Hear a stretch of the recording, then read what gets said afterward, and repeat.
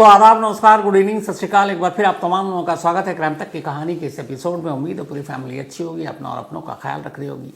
आज मंडे, नए वीक की शुरुआत, नए वीक का पहला दिन, और आज की पहली कहानी 12 लाख करोड़, 12 लाख करोड़ इंडियन करेंसी, और अगर अमेरिकी डॉलर में कहें तो अराउंड 150 बिलियन डॉलर, थोड़ा ज़्यादा ही हो सकता है, मैंने कम करके 12 लाख करोड़ कहा है। लगभग 10 दिन के अंदर अंदर सुहा हो गए, जलकर खाक हो गए। 12 लाख करोड़ रुपए का नुकसान हो चुका है सिर्फ एक शहर में लगी एक रहस्यमयी आग से। 12 लाख करोड़ रुपए हमारे देश का, मतलब भारत का 2 साल का रक्षा बजट है, डिफेंस बजट 2 साल का।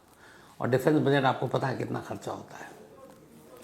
सिर्फ 300 किलोमीटर के दायरे में फैला और 38 लाख की पॉपुलेशन, 300 किलोमीटर और 38 लाख की आबादी वाला अमेरिका का यह खूबसूरत शहर एलए यानी लॉस एंजलिस, हर तरफ आग की चपेट। पूरी फायर ब्रिगेड की टीम, अलग अलग एजेंसियां, तमाम बचाव दल, रक्षा दल, सब कोशिश में लगे, लेकिन आग एक जगह बुझती है, तभी खबर आती है कि कहीं और आग लग गई। और ये सिलसिला 7 जनवरी को शुरू हुआ था, थर्सडे को। आज है 13, मतलब सिर्फ 6 दिन हुए। 6 दिन में 12 लाख करोड़ रुपए जलकर खाक हो गए। और अब भी हालत ये है कि आज यानी मंडे है और नेक्स्ट वेडनेसडे 2 दिन बाद यानी 13 और 15 रेड अलर्ट घोषित है लॉस एंजलिस में। और उसकी वजह यह है कि इन 2 दिनों में बहुत तेज़ हवाएं चलने की आशंका जताई गई है, जिसकी speed 70 to 80 kilometre per hour या फिर 100 किलोमीटर पर आवर तक। अब 100 किलोमीटर की रफ्तार से अगर हवा चले तो क्या होगा, और यही हो रहा है इस वक्त लॉस एंजलिस में।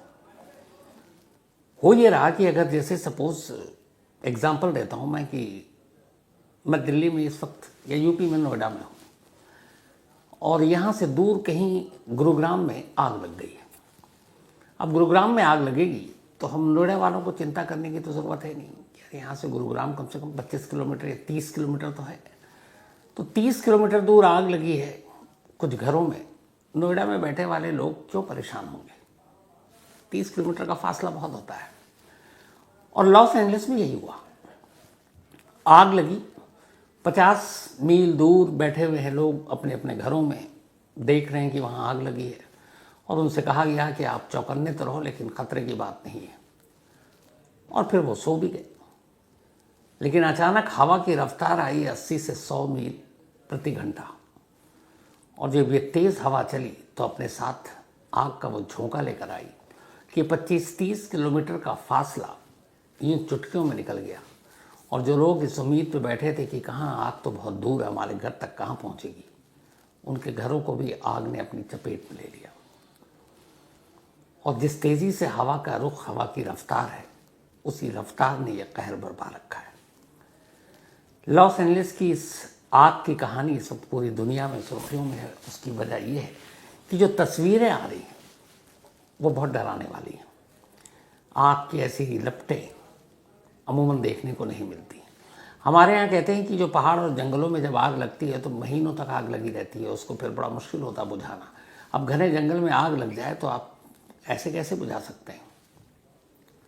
अमेरिका जैसा सुपर पावर देश, मतलब दुनिया का सबसे ताकतवर देश, न जाने कितने ही देश उसके दान पे और उसकी मदद पे जिंदा है, और वो अमेरिका अपने एक शहर की आग को बुझाने में अब तक नाकाम है। क्यों नाकाम है?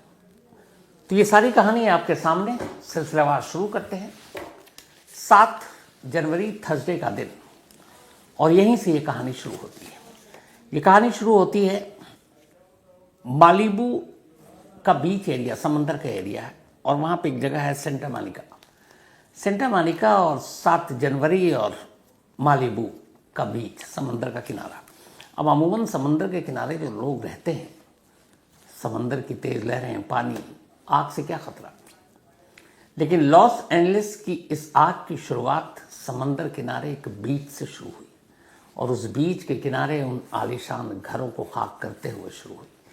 इस मालिबू बीच पर जिन लोगों के घर थे वो तमाम बड़े बड़े तोप, मतलब उस घर की कीमत का भी अंदाज़ा क्या लगाए। तो शुरुआत हुई अचानक यहीं से, सेंट फर्नांडो वैली, मालिबू बीच, लॉस एंजलिस का ये इलाका, और यहाँ से इस आग की शुरुआत की 7 जनवरी को। देखते ही देखते इस आग, एक तो समुद्र का किनारा, तेज़ हवा, समुद्र के किनारे अमूमन हवाएं बहुत तेज़ चलती हैं और उस रोज़ भी ये तेज़ हवा चल रही थी। देखते ही देखते अराउंड 23,000 एकड़, 23,000 एकड़ का एरिया आग की लपेट में था और इस बीच के किनारे जितने भी घर थे सब जलकर खाक हो गए। अब पूरी फायर ब्रिगेड की टीम, तमाम दस्ता, सुरक्षा बल सब लगे हुए इस आग को बुझाने में। आग पे कंट्रोल हो नहीं रहा, लेकिन जो घर जलने थे सब जल गए। अब जलाने के लिए भी वहाँ पे शायद कुछ बचा नहीं था। अब अगला दिन आ गया 8 जनवरी। 8 जनवरी को वहाँ से लगभग 50-60 मील दूर Eaton fire, San Gabriel mountains, उस एरिया में अब आग की दूसरी घटना होती है, ये भी लॉस एंजलिस में।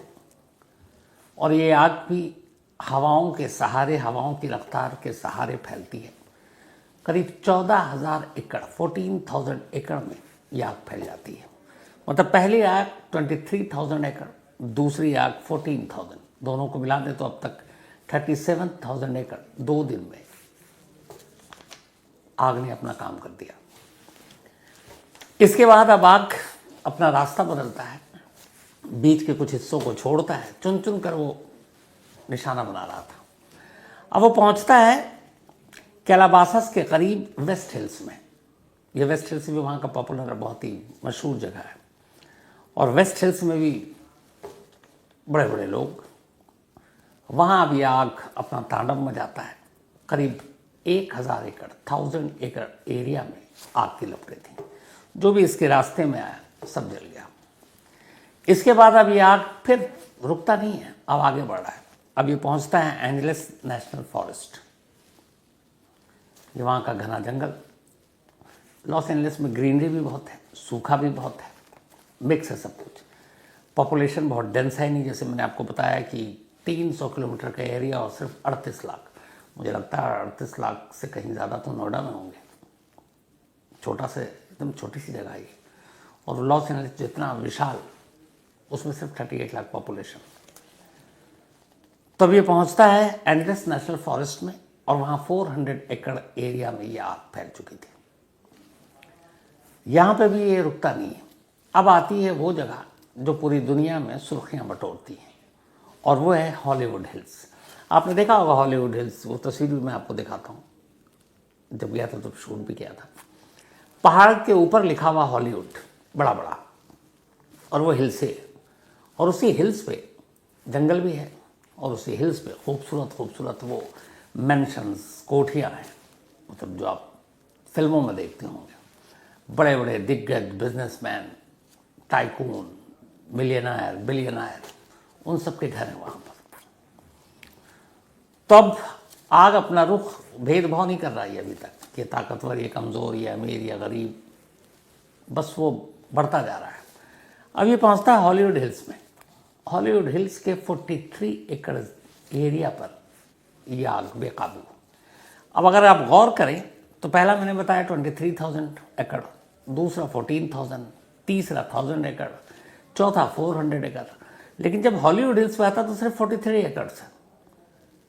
लेकिन जो नुकसान मैं आपको बता रहा हूँ 12 लाख करोड़ रुपए, अराउंड $150 बिलियन, सिर्फ इस 43 एकड़ ने उसमें बहुत बड़ा रोल प्ले कर दिया।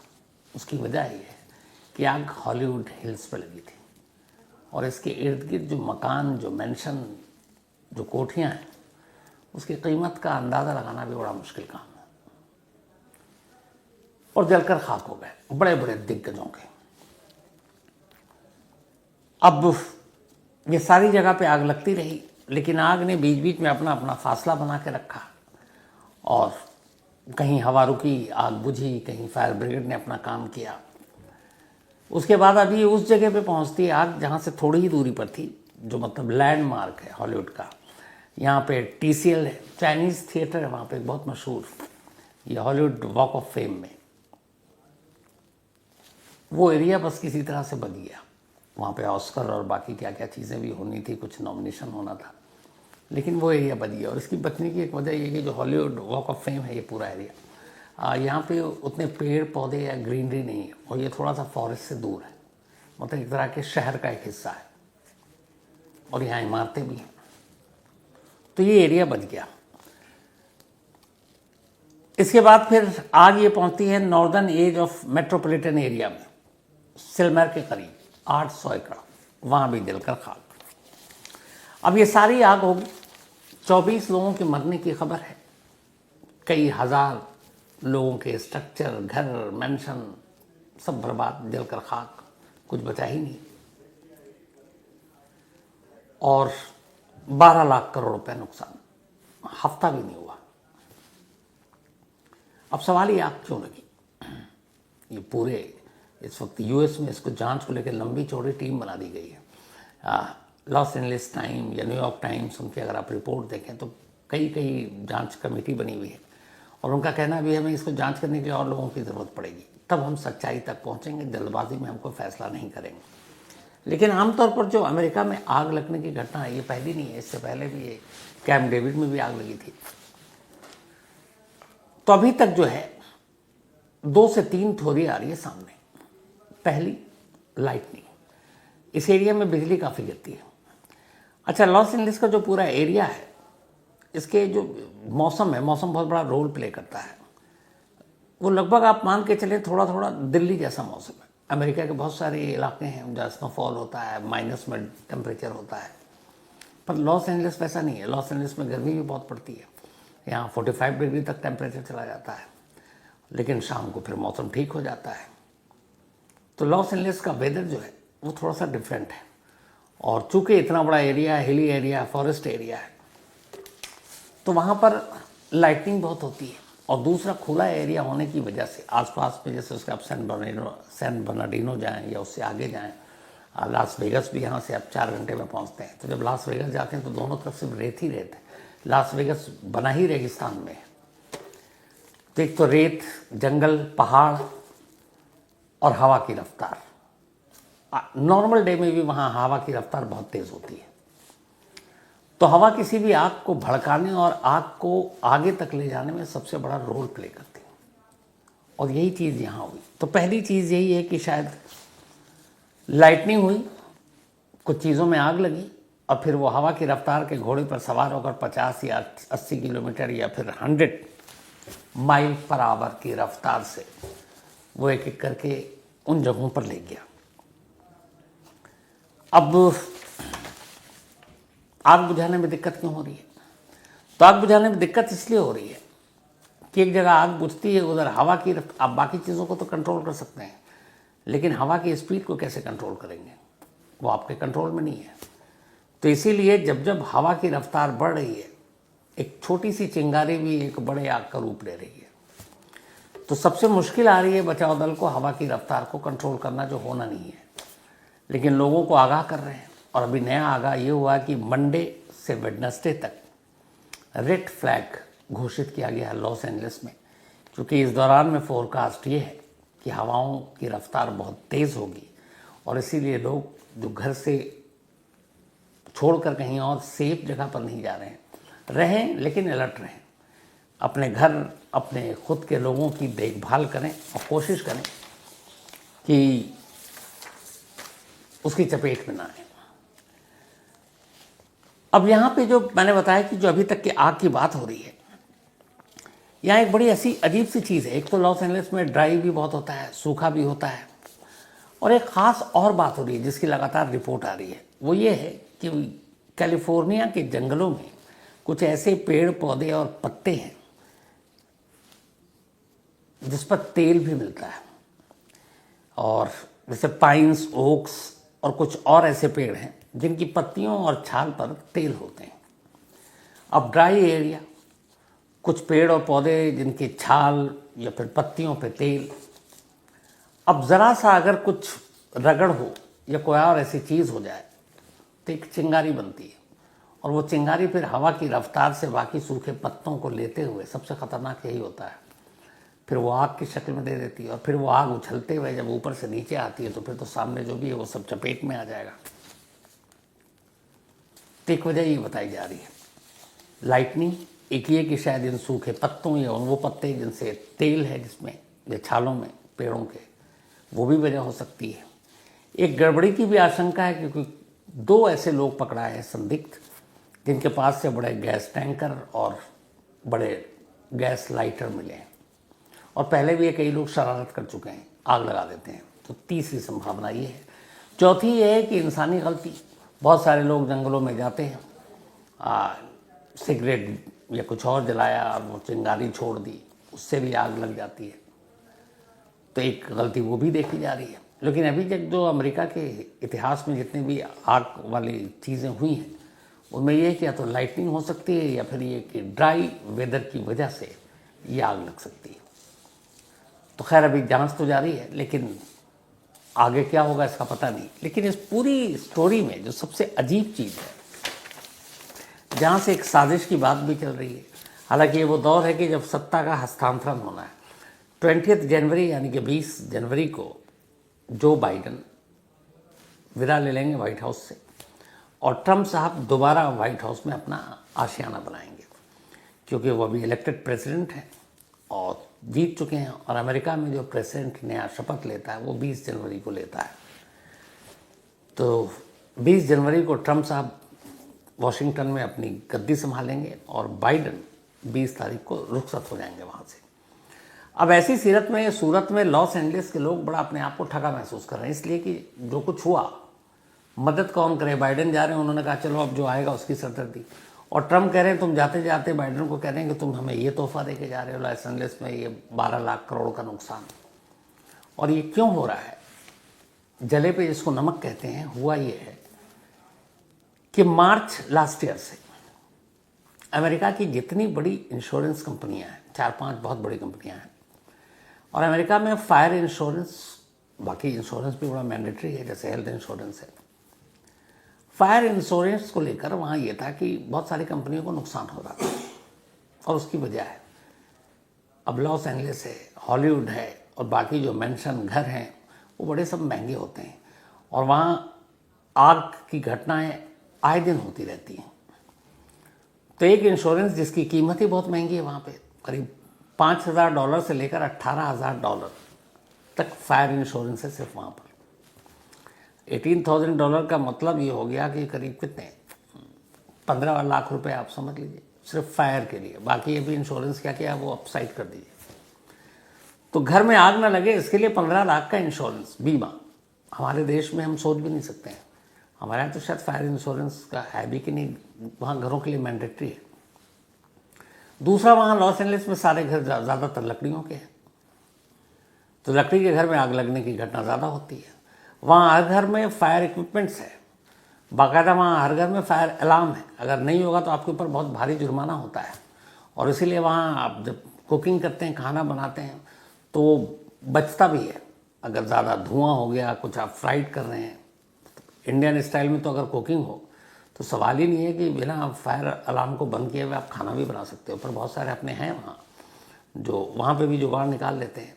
जब वो खाना बनाते हैं इस तरह के जो हमारे इंडिया में स्पेशली बनते हैं फ्राई करके या भुनते हुए, तो फिर धुआं निकलेगा और फिर अलार्म बजेगा, तो उतनी देर के लिए फायर अलार्म, सेफ्टी अलार्म जो भी है उसको बंद कर देते हैं या हटा देते हैं।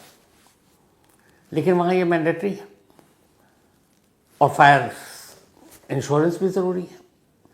इंश्योरेंस कंपनियों को बड़ा नुकसान होता है एलए में, क्योंकि ऐसे ऐसे घर, और अगर उसमें कुछ आग लगी तो फिर कहाँ से वो पैसे देंगे।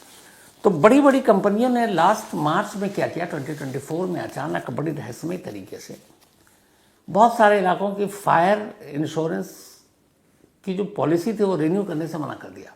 मतलब 22 से 23 तक ये शुरू से चला आ रहा है, अब 23 में रिन्यू होना है। उन्होंने कहा कि नहीं, हम अब रिन्यू नहीं करेंगे। आमतौर पर फायर जो इंश्योरेंस कंपनी है वो तो अपने अपने ग्राहकों को पकड़ती है, उन्हें मनाती है, समझाती है, ऑफर देती है। यहाँ उल्टा हो रहा था एलए में। जो इंश्योरेंस कंपनियां हैं वो फायर इंश्योरेंस दे ही नहीं रही थी। जो इस कैलिफोर्निया का लार्जेस्ट होम इंश्योरेंस कंपनी है State Farm General, State Farm General ने ही लास्ट ईयर मार्च में ये कहा कि वो करीब 30,000 घरों के इंश्योरेंस के रिन्यू नहीं करेगी।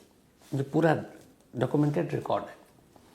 30,000 घरों के फायर और उसके उन्होंने रिन्यू करने से मना कर दिया। अब आप अचानक अगर कुछ कर रहे हैं तो सोचिए क्या होगा। अगर ये 30,000 घरों के इंश्योरेंस होते और उसमें से बहुत सारे घर जल के आधे से ज़्यादा खाक हो चुके हैं तो कितने पैसे मिलते हैं। लेकिन ये इंश्योरेंस कंपनियां बच गई। एक और है वहां की कंपनियां चुप, इसने भी अपनी नई पॉलिसी जो है रिन्यू करने के लिए उसने साफ मना कर दिया था पहले और इसने भी छोड़ दिया।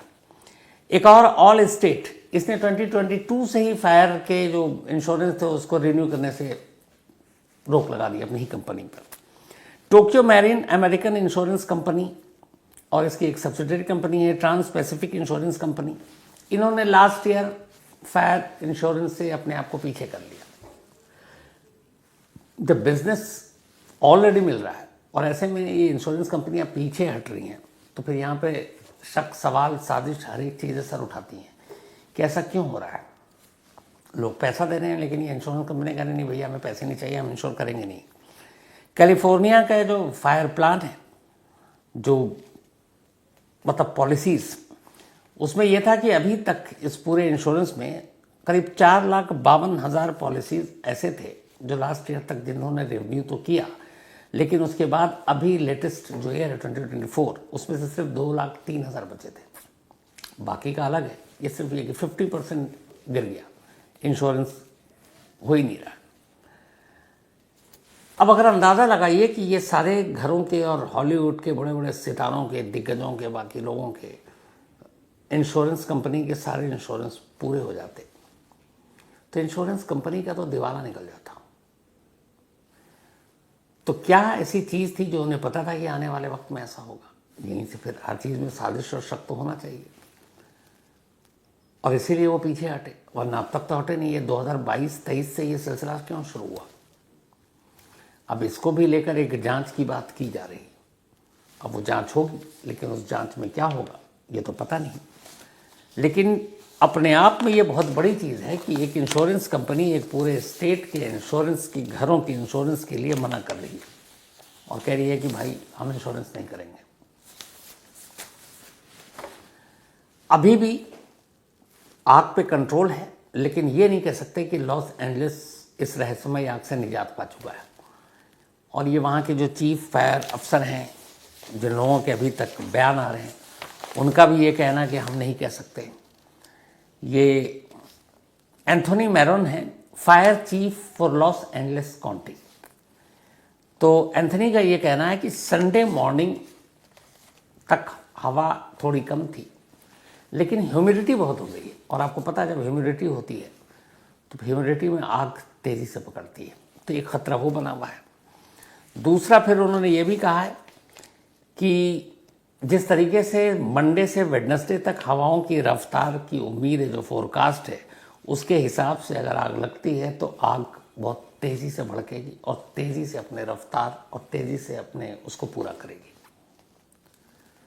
तो एक ये भी खतरा है। लेकिन दुआ यही है कि ये सारी चीज़ें ना हो, इस आग पर काबू पा सकें। अब एक साथ कई चीज़ें हो रही हैं। इंश्योरेंस कंपनी पैसे दे नहीं रही है, आग में 12 लाख करोड़ का नुकसान हो चुका है, बाइडन साहब अब विदा ले रहे हैं और बाकी विरासत छोड़ देंगे ट्रम्प साहब के लिए, और ट्रम्प साहब कह रहे हैं कि यार तुम हमारे को ये क्या तोहफा दे के जा रहे हो। तो वैसे में इस लॉस एंजलिस सिटी में रहने वाले वो लोग जिन्होंने अपना सब कुछ खो दिया, जमा पूंजी खो दी, उनकी भरपाई कौन करेगा। क्योंकि ऐसे गलत टाइम पे आग लगी है कि कौन देगा कौन नहीं देगा भी यही तय नहीं है। और अमेरिका में जो लोग घर खरीदते हैं, मैं चूँकि जानता हूँ इन चीज़ों को, वहाँ सारे लोग लोन पे घर लेते हैं, EMI देते हैं, अच्छी खासी EMI की रकम होती है। अब पूरा घर जल गया, इंश्योरेंस है नहीं, अगर गवर्नमेंट ने मदद नहीं की तो वैसी सूरत में आपको कहीं और आशियाना भी ढूंढना है, कोई मदद कर दे उसके यहाँ चले जाएं। बहुत सारे लोग अच्छे होते हैं जो कहते हैं आपको वहाँ खतरा, हमारे यहाँ कुछ दिन आ जाओ जिधर खतरा नहीं है। लेकिन इस सूरत में भी उन्हें घर का तो EMI तो देना ही पड़ेगा, बाकी चीज़ों की भी EMI देनी है। बहुत सारे लोगों की गाड़ी वाड़ी सब जल गई, वहाँ घर गाड़ी हर चीज़ EMI पे ही ज़िंदगी। असल में अमेरिका में EMI का कल्चर बहुत है, मतलब आपकी छोटी बड़ी चीज़, एक तरह से कहें तो आप लगभग हर चीज़ में कर्ज में ही डूबे रहते हैं, क्योंकि हर चीज़ आपको क्रेडिट पे ही लेना होता है। तो वैसी सूरत में जब छत जो है आपके सर से छिन जाए, आशियाना जल जाए, और उसका हर महीने आपको भुगतान भी करना है EMI की शक्ल में, तो फिर ऐसे लोगों की ज़िंदगी कितनी मुश्किल हो जाएगी, ये सोच कर देखिए। तो बस यही दुआ है कि गवर्नमेंट वहाँ की मदद करे। वैसे भी सुपर पावर, इतने पैसे, अमीर देश, और ये लोग जो परेशान हैं इनकी परेशानी दूर हो। और तीसरा ये कि अब आग का गुस्सा शांत हो और ये रहस्यमयी आग रुक जाए। तो इन्हीं दुआओं के साथ कहानी में तो इतना ही, लेकिन अब वही अपना सिलसिला। आज वंदना जी का बर्थडे है, तो हैप्पी बर्थडे वंदना जी। और ये कुशवंदन जी की मम्मी है।